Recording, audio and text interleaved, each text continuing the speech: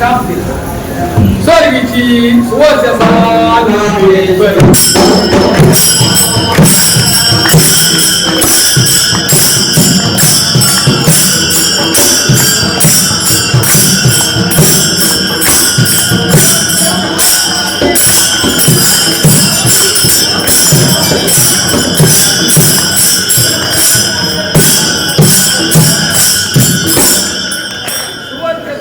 स्वर्गीची देवांगना ब्रह्मशापे जाना घाई झाला.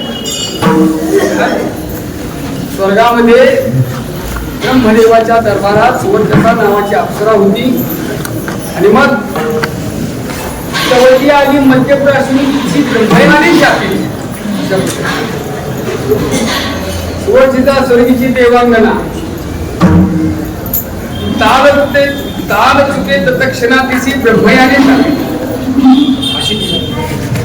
ब्रह्मदेवाच्या दरबारामध्ये नृत्य करण्याकरता आल्यानंतर तिचा ताल चुकायला लागला.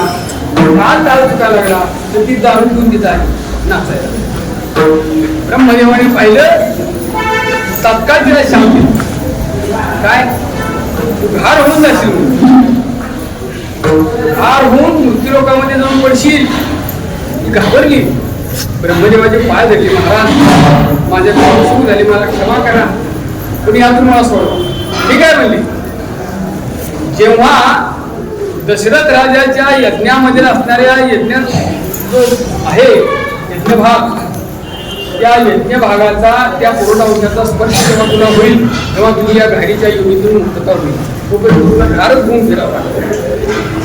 तो 80 सहस्रे वर्षे वरी भ्रमे अयोध्येचे महत्वारी. भाग देखता करी झडप मारी तात्काळ. यज्ञ भाग देखता करी झडप मारी तात्काळ. मग ती घार